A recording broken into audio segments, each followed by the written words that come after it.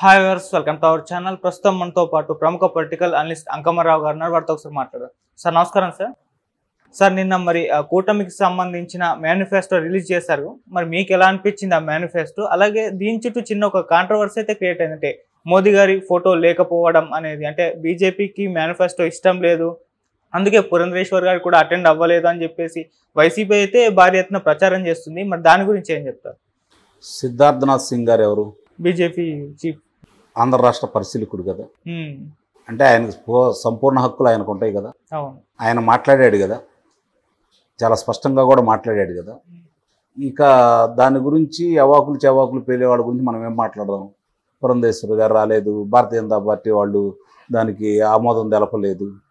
Bharatiya Janata party, Telugu Desam party, Janasena కూటమి ఆంధ్ర రాష్ట్రంలో కలిసి పోటీ చేస్తుందా, భారతదేశ వ్యాప్తంగా కలిసి పోటీ చేస్తుందా? ఓన్లీ ఆంధ్రప్రదేశ్లో. నువ్వు ఇక్కడ తెలుగులో ఎందుకు మాట్లాడుతున్నావు? జాతీయ భాష ఏంటి కదా? అంటే మన పరిమితులు మనకు ఉంటాయి కదా. మరి వాళ్ళు దేశవ్యాప్తంగా వాళ్ళకి ఉన్నటువంటి మేనిఫెస్టో వాళ్ళకు ఉంటుంది కదా. వాళ్ళు ఎన్నికలకు సంబంధించి ప్రజలకు ఇచ్చే హామీలు వాళ్ళకు ఉంటాయి కదా. దాన్ని దీంట్లో పొందుపరుద్దామా? వాళ్ళు వాళ్ళ సమక్షంలో ఆయన వచ్చి కూర్చొని ఆయన మాట్లాడి దీనికి మా ఆమోదం తెలిపిన తర్వాత కూడా ఈ కుక్కల్లాగా ఎవరెవరు మాట్లాడుతూ ఉంటే దానికి సమాధానం ఏం చెప్పాలి? అంటే ఏ విధంగా ఆలోచిస్తారు అంటే, మంచి జరిగినా చెడు జరిగినా మంచి గురించి ఆలోచించుకోకుండా జరిగిన దానికి ఏదో విధంగా జరగబోయేదానికి కూడా బురద జల్లే కార్యక్రమం, జరగకుండా చేయాలనే కార్యక్రమం, విభేదాలు సృష్టించే కార్యక్రమం, అట్లా లబ్ధి పొందాలని ఆలోచించుకొని సురంగానందం పొందుతున్నారే కానీ వాస్తవ పరిస్థితులు చూసుకుంటా ఉంటే వాళ్ళ ఆమోదంతో ముగ్గురు అక్కడ కూర్చొని ప్రకటించిన తర్వాత, గతంలోనే ఇవన్నీ వాళ్ళు ప్రకటించినయే కదా చంద్రబాబు నాయుడు గారు. 6 హామీలు ప్రజల్లోకి వెళ్ళినాయే కదా. అట్లాగే చాలా సందర్భాల్లో సభల్లోనూ సమావేశాల్లోనూ ఆయన ప్రసంగిస్తున్నాయే కదా. ఇవి చేస్తామని చెప్తున్నాయే కదా. అవి ఇక్కడ పొందుపరిచారు. ఇంకేదైనా 1-2 దాంట్లో కలిపి ఈరోజు పొందుపరిచి ప్రకటించారు. ఆ హామీలు ఎలా ఉన్నాయని మాట్లాడండి. దాని గురించి భారతీయ జనతా పార్టీ వాళ్ళు ఏదైనా విమర్శిస్తే మాట్లాడండి. వాళ్ళు కూటమి నుంచి వైదొలిగితే మాట్లాడండి. లేదు ఈ హామీలకు మేము కట్టుబడలేదని వాడు చెప్తే మాట్లాడండి. అవేమీ లేకుండా ఇష్టం వచ్చి మాట్లాడితే దాన్ని ఎవరు పరిగణలో తీసుకుంటారు? మీ డొల్లతనమే అర్థమైపోతా ఉంది కదా. ఓకే సార్, ఇప్పటి వరకు అయితే చూసుకుంటే వైసీపీ మేనిఫెస్టో రిలీజ్ అయింది, టీడీపీ మేనిఫెస్టో రిలీజ్ అయింది. ఎలా కంపేర్ చేస్తే మీకు ఎలా అనిపించింది? ఇప్పుడు మేము చాలా స్వల్పంగా 2 పేజీల ప్రకటనలు మాత్రమే ఇచ్చాము. గతంలో మేము చేసిన దానికి కొంత కలిపి మేము చేస్తామని చెప్పి చెబుతున్నారు. 2 విషయాలు నేను మీ దృష్టికి తీసుకొస్తా, మిగిలిన విషయాలను తర్వాత మాట్లాడుకుందాం. రైతు భరోసా నువ్వు ఎంత ఇస్తానన్నావు, ఎంత ఇచ్చావు, ఇప్పటికి ప్రజలకి ఎంత అందజేసావు, అందుట్లో మీరిచ్చేది ఎంత, మీ భాగస్వామ్యం ఎంత, కేంద్ర భాగస్వామ్యం ఎంత, రైతులకు మీరు చేసిన దాని గురించి మాట్లాడుకుందాం. మీరు 13,500 రూపాయలు ఇస్తున్నారు, 7,500 రూపాయలు మీరు ఇస్తున్నారు, 6,000 రూపాయలు కేంద్రం ఇస్తుంది, 12,500 రూపాయలు మీరు ఇస్తా ఉన్నారు, అంటే 7,500 ఇస్తున్నారు. అంటే ప్రతి రైతుకి మీరు 5,000 రూపాయలు నష్టం చేకూర్చారు. మరి అది హామీ నెరవేర్చినట్ట, దాన్ని తొంగలో దొక్కినట్ట? ఇక తెలుగుదేశం ప్రభుత్వం పరంగా చూసుకుందాం. మనం రైతుకు సంబంధించిన బీమా కావచ్చు, పంటలు దెబ్బతిన్నప్పుడు కావచ్చు, గిట్టుబాటు ధర విషయంలో కావచ్చు, ఆ రోజు తెలుగుదేశం ప్రభుత్వం రమారమి నాకు తెలిసినంత వరకు ప్రతి రైతుకి 30,000 రూపాయలు అదనంగా ఇచ్చింది. మామూలుగా మిరపకాయ ఉంది, మిరపకాయని కొనే దాంట్లో, ఎండు మిరపకాయ కొనే దాంట్లో వాళ్ళ గిట్టుబాటు ధర సరిగ్గా లేదని చెప్పని క్వింటాలకి 1,500 అదనంగా పెట్టి కొంది. ఎంత మామూలుగా వచ్చిన దానికి లేదు. అట్లా కాదని చెప్పని రైతులకి 30,000 రూపాయలు కూడా అందజేసింది. ఇంకోటి, భూసార పరీక్షలు చేసేవాళ్ళు రైతులకి. అంటే ఆ భూమి ఏ విధంగా ఉంది ఏంటి, దానికి ఏదన్నా వాడాలా అని చెప్పని. తర్వాత విత్తనాలు, నాణ్యమైన విత్తనాలు సగం ధరలకి వాళ్ళకి అందించేది, సగం ధరకి. ఆ తర్వాత పంటకు సంబంధించి ఏదన్నా విపత్తులు సంభవిస్తే బీమా ఉండేది.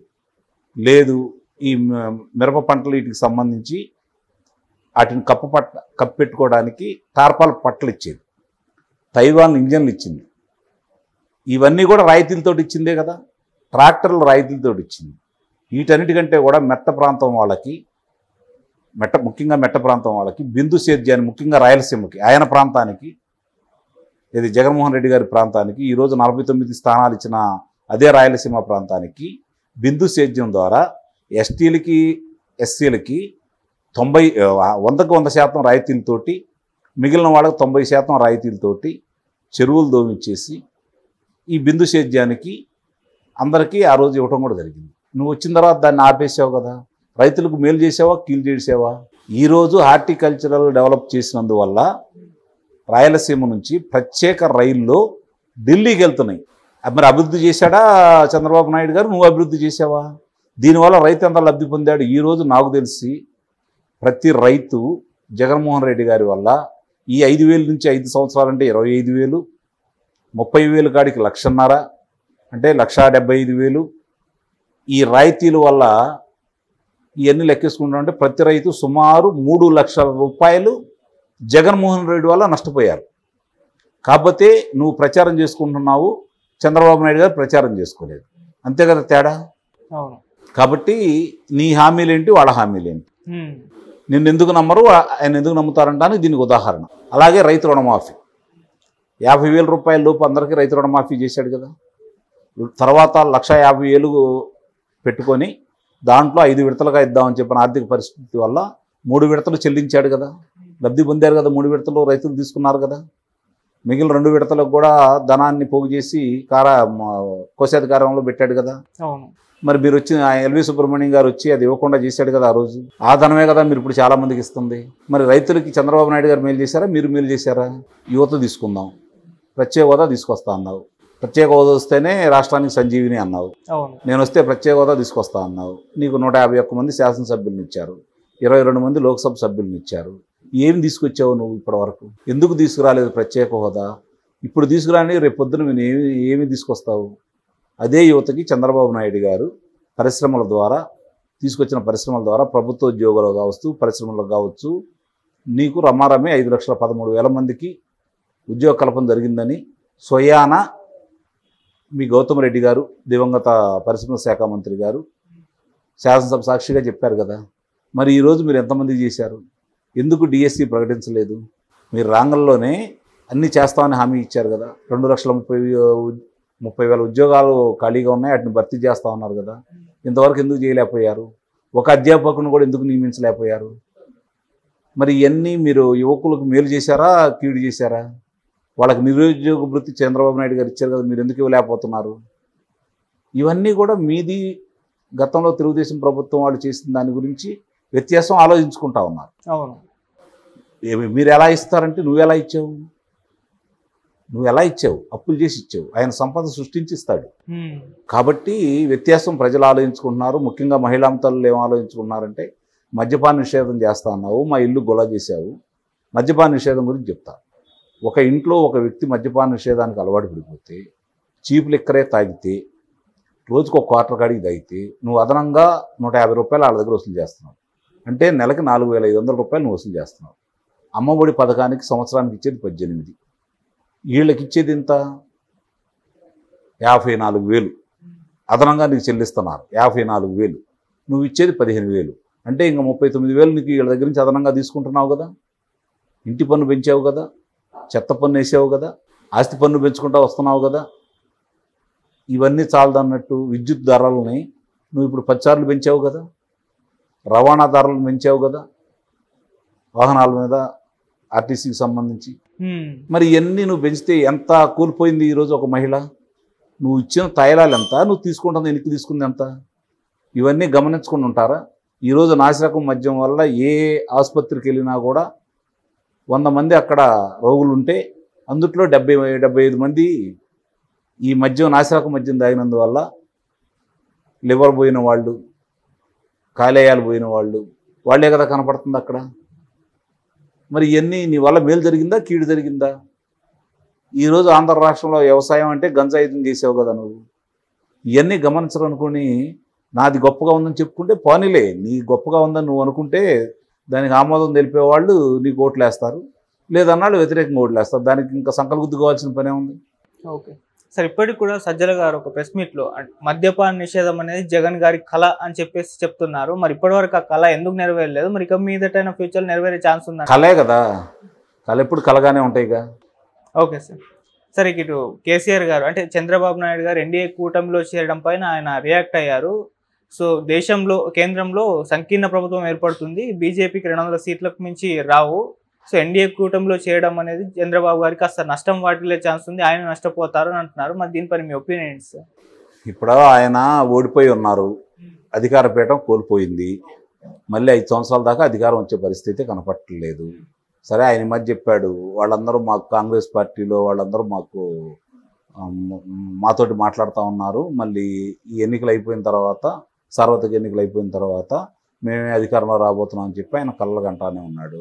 సరే, ఆయన కోరిక నెరవేరుద్దాం. తెలుగు రాష్ట్రాల్లో ఒక రాష్ట్రం కాబట్టి, మాజీ ముఖ్యమంత్రి కాబట్టి ఆయన కళ నెరవేరాలని కోరుకుందాం. ఇక భారతీయ జనతా పార్టీ తోటి తెలుగుదేశం పార్టీ ఈ రోజైతే ఏం కలవలేదు కదా, ఎన్నోసార్లు కలిశారు, విడిపోయారు, మళ్ళీ కలిసి ప్రయాణం చేస్తూ ఉన్నారు. నష్టపోతే చంద్రబాబు నాయుడు గారు నష్టపోతాడు, నీ స్నేహితుడు లాభపడతాడు కదా, నీ కోరిక కూడా అదే కదా, నీ శిష్యుడు నీ స్నేహితుడు ఆయన లాభపడతాడు కదా, నీకు అది ఉపయోగమే కదా, సంబరపడు, ప్రజలు ఆమోదిస్తారేమో చూద్దాం. సార్ గాజు గ్లాసు మరి జనసేన పార్టీ సింబల్ని ఫ్రీ సింబల్ చేశారు. ఇప్పుడు జనసేన పోటీ చేసే స్థానాలు కాకుండా మిగతా స్థానాలు చాలా స్థానాలు ఇండిపెండెంట్ అభ్యర్థులకు ఇచ్చేశారు.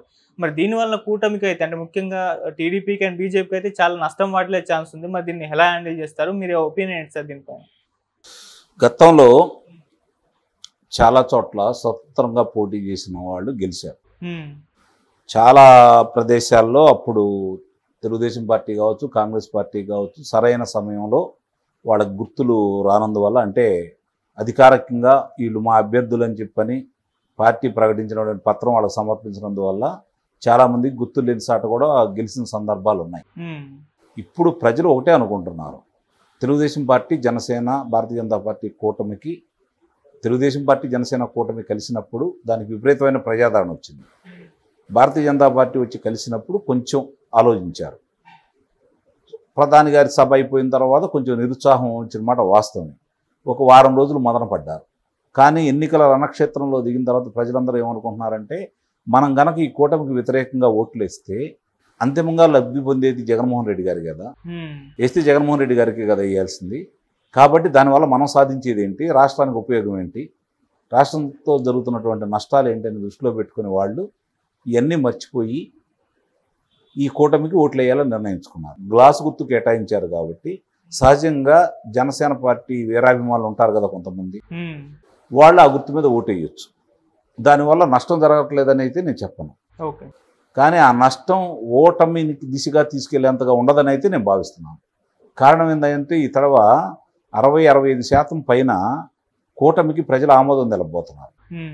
60-65% కూటమికి ఆమోదం తెలపబోతున్నారు.